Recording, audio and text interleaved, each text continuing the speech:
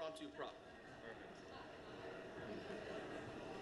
Hi everybody, my name is Cameron Lane. I'm 15 years old and I have a pretty awesome idea to share with you guys.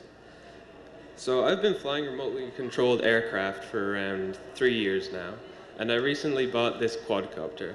So quadcopters are a lot like helicopters, except they have 4 rotors instead of 1.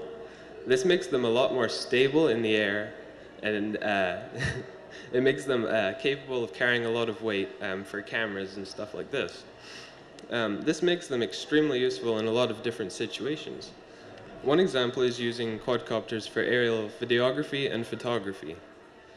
The only way to get the kind of footage that you can get from quadcopters is to hire a helicopter, which costs around $1,000 per hour. Obviously, that's a pretty steep price. For that amount, I could probably buy 3 of these. So this can make for some really awesome footage because it can fly pretty much anywhere, like in here. Obviously, I'm not going to fly it in here. I don't have the insurance for that. So the quadcopter can be used along with a small heat sensing camera, which mounts along on the underside of the frame. Sorry. This camera can be used to see heat spots on burning buildings on the roof. So firefighters would be able to see the footage that would be coming back from this quadcopter, and they would be able to tell where the fire is inside the house. This quadcopter can also be used in ground search and rescue. It's enabled with GPS, which means that you could track or you could assign a grid pattern on software much like Google Maps. So you could assign a grid over the search area that the people were searching for the people. And then you could set it off. It would do it autonomously.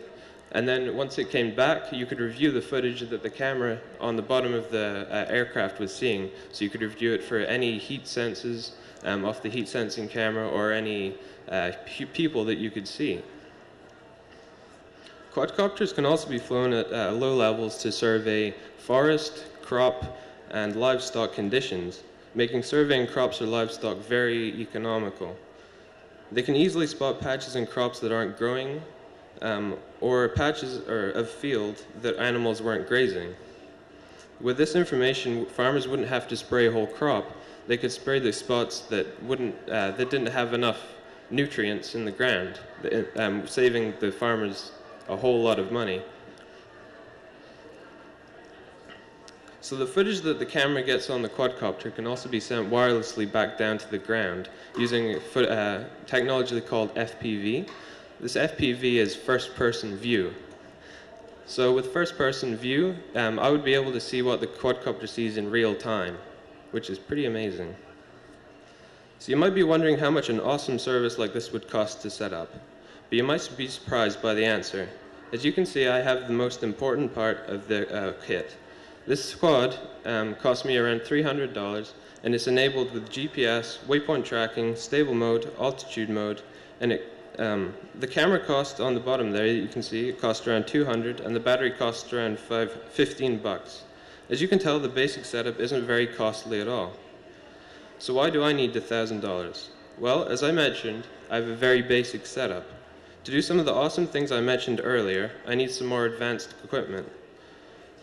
The first being a new GoPro. So GoPros are the top of the line, very advanced cameras. They're very light, which means that this quadcopter would be able to carry it. In addition, I would buy a bigger battery and a gimbal. That all sounds awesome, Cameron. What do you guys think about Cameron's pitch? He's barely